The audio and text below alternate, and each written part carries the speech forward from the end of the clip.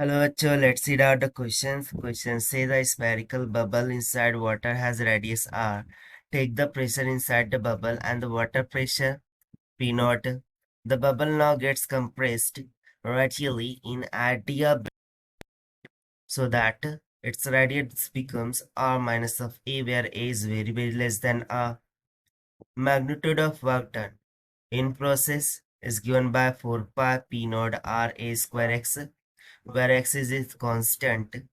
Gamma is Cp by Cv, having the value 41 by 30. The value of x is that dash. So यहाँ पर हमसे बोला जा रहा है कि स्पेरिकल बबल है, उसके अंदर वाटर भरा गया है और उस स्पेरिकल बबल का रेडियस आर के बराबर है। सो इसके कारण से बबल के अंदर प्रेशर प्रोड्यूस होता है और जो वाटर प्रेशर है वो हमें पी नॉट की इक्वल दे रखा है।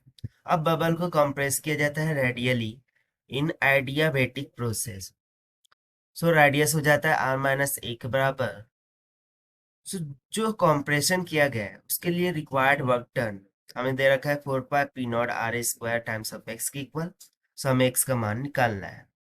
तो चलिए स्टार्ट करते हैं solution. But before of its let's talk about the key concept which we are going to use here for this question. Since we know the ideal gas equation PV is equals to nRT, जहाँ पर P pressure, V volume, N number of mole of gas, R universal gas constant, T temperature को indicate करता है ना। जैसा कि यहाँ पर बोला है adiabatic process. So basically adiabatic process में इक्वेशन क्या हो जाएंगी कि P times of V this must be equals to constant. So इन्हीं कॉन्सेप्ट्स का हम यहाँ पर यूज करना होगा। सो बेसिकली ये क्या होता है PV to the power gamma is equals to constant, जहाँ पर गामा क्या है एडियाबेटिक कांस्टेंट, जो कि हमें दे रखा है Cp बाय Cv की। तो सबसे पहले तो हम कैलकुलेशन करेंगे प्रेशर के लिए। सो उसके लिए हम एडियाबेटिक प्रोसेस का यूज करते हुए pressure at point 1 volume at point 1 power gamma this must be equals to pressure at point 2 volume at 2 to the power gamma लिख देंगे। सो देखिए प्रेशर एट पॉइंट 1 कितना था P naught times of volume के लिए formula use कर लेंगे क्योंकि ये स्फेरिकल फॉर्म में। सो उसके लिए वॉल्यूम क्या हो जाएगा 4/3 रेडियस का क्यूब। तो रेडियस क्या है कैपिटल आर, उसका whole cube to the power gamma this will be equals to P2 times of 4/3 pi, and now the radius changed to r minus of a, that's whole cube to the power gamma। ना दोनों जानिब से 4/3 pi cancel out हो जाएंगे। सो हमें equation मिल जाएगा P naught times of R by R minus of A, और इसका जो पावर है 3 गामा उसको हमने कॉमन कर दिया है, and this will be equals to the pressure P2। इसको हम मान लेते हैं इक्वेशन नंबर 1। ना हम कैलकुलेशन करेंगे for the magnitude of work done. So देखिए वर्क डन का हम फॉर्मूला लिख सकते हैं P1 V1 minus P2 V2 divided by gamma minus 1। तो चलिए अब वैल्यूज को सब्स्टिट्यूट कराते हैं। यहाँ पर P1 हमने ऊपर लिख रखा है क्या है P not times of 4/3 pi R का क्यूब, देन माइनस में P2 V2। सो वो हो जाएगा P नॉट इंटू में R by R minus A, इसका पावर हो जाएगा 3 गामा इंटू में V2 कितना है 4/3 पाई R माइनस ए का whole cube, and that's completely divided by जो गामा है उसका वैल्यू हम यहाँ पर रखेंगे, that is Cp by Cv minus 1, Cp by Cv minus का 1 ना। यदि मैं यहाँ पर देखूँ सो Cp बाय Cv किसकी इक्वल दे रखा है 41/30। तो यहाँ से यदि मैं 3 गामा का वैल्यू लिखूँ सो 3 से ये 3 10 30 हो जाएगा। सो ये 41/10 के इक्वल आएगा। सो इस वैल्यू का हम यहाँ पर rest to the power 3 gamma के लिए यूज कर सकते हैं। सो देखिए जो वर्क डन है W, this must be goes to P not 4/3 pi divided by 11/30। 30 कैसे आया, क्योंकि CP/CV का वैल्यू हमें दे रखा है 41/30।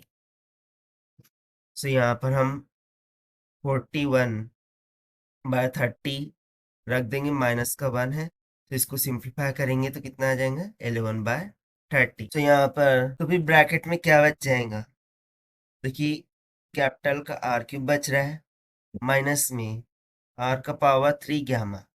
सो उसका वैल्यू हमने निकाल रखा है 41/10 मल्टीप्लाई बाय R माइनस में A का होल क्यूब माइनस में 3 गामा यानी कि 41/10। सो इसको फर्दर हम सिंप्लीफाई करते हैं तो this will be to 30 numerator में चला जाएगा, सो ये जाएगा 30 P not divided by 11 times of 4/3 pi into the bracket R³ minus of, यहाँ पर हम पावर्स को कॉमन करेंगे। सो देखिए R टू द पावर 41/10 तो एज इट इज रहेगा, बट ये जो R माइनस है इसका पावर हो जाएगा 10 3 30, 30 माइनस 41 यानी कि माइनस 11/10। तो इसको फर्दर हम सिंप्लीफाई करेंगे, ये हो जाएगा 10 टाइम्स ऑफ P नॉट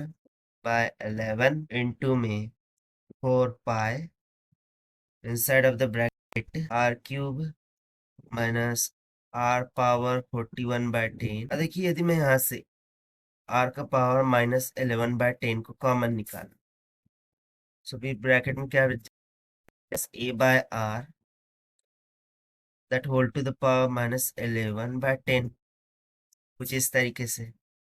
तो इसको हम फर्दर सिंप्लीफाई करते हैं, W would be equals to 10 P not 4 pi divided by 11 into में R³ minus R³ 1 minus A by R power 11/10 in negative, okay, minus 11/10। Further simplify करेंगे 10 P not by 11 4 पाई। अब हम R³ को common निकाल लेंगे, सो इसमें बच जाएगा 1 minus of 1 plus 11A by 10R। So ये 11/10R कैसे आया, सो बेसिकली हमने एक्सपांशन का यूज किया है 1 minus of x whole to the power n का, so this must be equals to 1 plus में जो भी पावर रहता है वो मल्टीप्लाई बाय दैट टर्म हो जाता है, और डिविडेंड में 0 फैक्टोरियल प्लस में it will be up to that dash. So चूंकि यहाँ पर इसका पावर माइनस 11/10 है जो कि ऑलरेडी बहुत ही लेस है, सो जो अदर टर्म है वो भी लेस रहेंगी, तो इसीलिए हम यहाँ पर इसकी एक ही टर्म कंसिडर करेंगे 1 प्लस NX/0 फैक्टोरियल वाले, जो कि हमने यहाँ पर लिख रखा है। सो यहाँ से W would be equals to कितना आ जाएगा 4 pi P not R² times of A के बराबर। बट हमसे अकॉर्डिंग टू क्वेश्चन पूछा गया था to find out the value of x, जो कि इसके मल्टीप्लीकेशन है। तो यहाँ पर इसके मल्टीप्लीकेशन में कुछ नहीं है यानी कि 1 है, तो सिंपली वैल्यू ऑफ x कितना आ जाएगा 1 के इक्वल, और यही हो जाएगा हमारा required answer for this question. So this is the required solution. I hope you understand it well. Best of luck. Thank you.